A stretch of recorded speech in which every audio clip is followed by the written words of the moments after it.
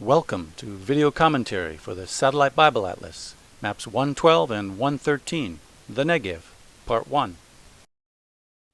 Negev means south or dry. As can be seen on Map 12, today the Negev refers to the triangular-shaped region from the city of Beersheba all the way south to Eilat and Aqaba, port cities on a bay leading to the Red Sea.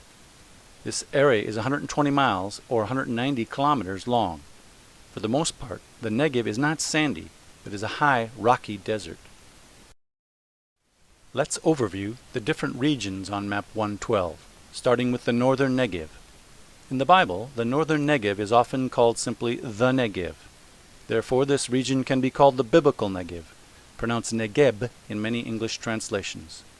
For instance, in Numbers 13:17, when Moses sent 12 spies into the land of Canaan, he said to them, "Go up into the Negeb, and go up into the hill country." As a relatively flat plain, the biblical Negev functions as an important east-west route, connecting the Mediterranean Sea to Transjordan, south of the Dead Sea.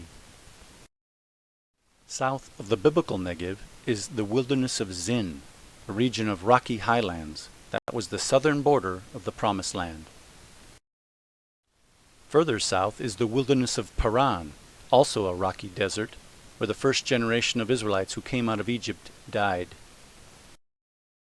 Between the wilderness of Zin and wilderness of Paran is a huge crater, carved out in the past by a tremendous amount of rushing water. In Hebrew, a crater is Maktesh.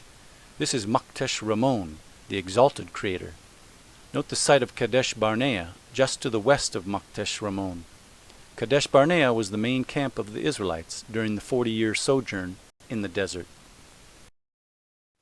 On the southern end of Map 112 are Etsion-geber and Eilat, port cities on a bay of the Red Sea that reaches to the Indian Ocean. The Arava is the long plain that stretches between the Gulf of Eilat and the Dead Sea. The Arava is part of the Great Syro-African Rift Valley. East of the Arava is the high plateau called Mount Seir. Descendants of Jacob's brother Esau settled here and became known as the nation of Edom. North of Edom, between the deep Zered and Arnon River canyons, was Moab, a nation descended from Abraham's nephew Lot. Now, let's go back and take a closer look at the biblical Negev. Map 113 is a magnified version of the northern biblical Negev. At the center of the biblical Negev is the city of Beersheba, which means well of the oath or promise. The patriarch Abraham named the site when he made a covenant with the Philistine king of Gerar. But at the same time, Abraham confirmed his faith in God's promise that Abraham's own descendants would inherit the land. Keep in mind that towns like Beersheba in the Negev secured the route that runs from the Mediterranean Sea near Gaza to Edom, east of the Dead Sea. We're standing in the region of Beersheba. You can see the modern city of Beersheba behind us. And it was the southern border of the heartland of Israel. For instance, David's census was taken from Dan in the north to Beersheba in the south. Here we are at Beersheba, and we are about to descend into a water system that dates back to King Hezekiah.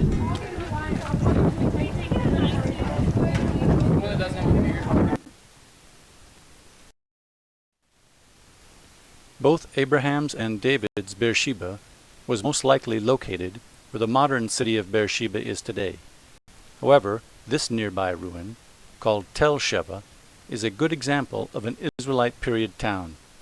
The excavated ruins here include a city wall, a city gate, houses, large rectangular buildings which were used as storehouses for grain, wine, and oil, an animal sacrificial altar, which was most likely removed during the reign of King Hezekiah of Judah, and a deep shaft cut to gain access to water stored in caverns below the city. Water is scarce in the Negev, especially during the long, dry summer. Therefore, the Negev is a region where one must learn, like the patriarchs Abraham, Isaac, and Jacob, to trust in God for daily provision and protection. Between 10 and 14 inches of rain can fall each year during the winter season. When it rains, it can rain hard, and the normally dry stream beds, which drain hundreds of square miles of territory, converge into the brook Besor, which flows to the Mediterranean Sea just south of Gaza. Towns were built near the Negev wadis or streams for access to water. This mound is a ruin of an Assyrian fortress called Yurtza, built astride Nahal Besor, that flows toward the coast and the Mediterranean Sea.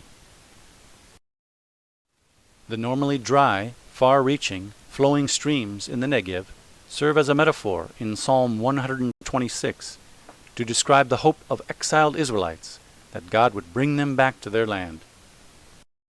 Hi, we're in the Negev Highlands near where the Israelites wandered, and normally it's very dry here, but we've had a couple good rains lately, and as you can see, there's a lot of water here right now. Streams flowing in the desert. Great.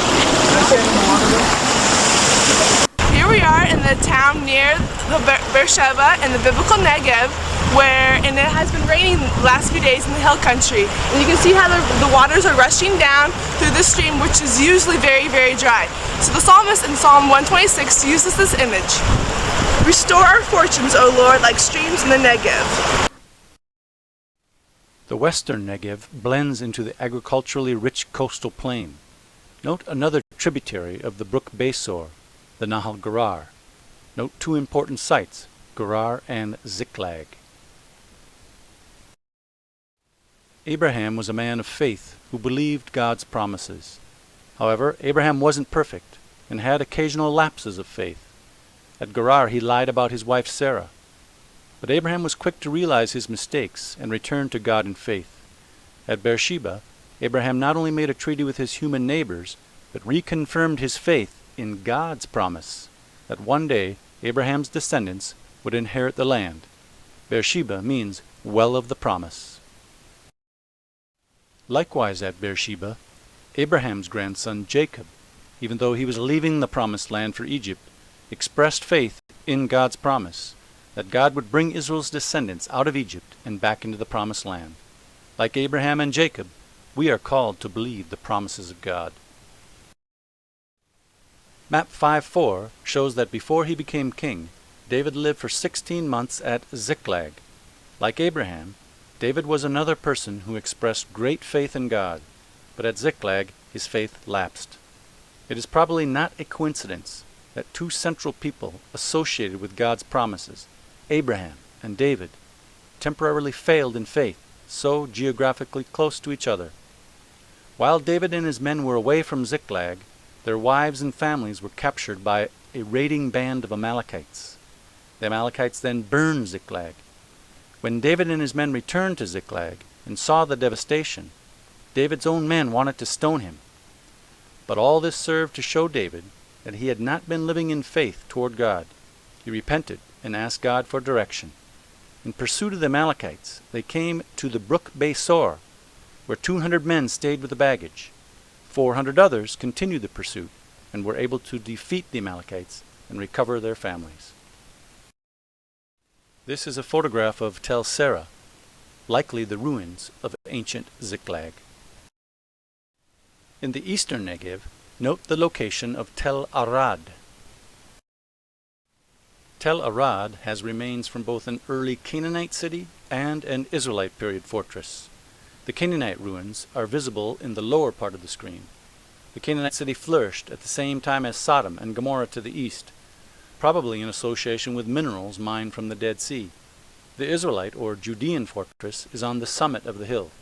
It was originally built around the time of King Solomon and went through a number of destruction and rebuilding phases.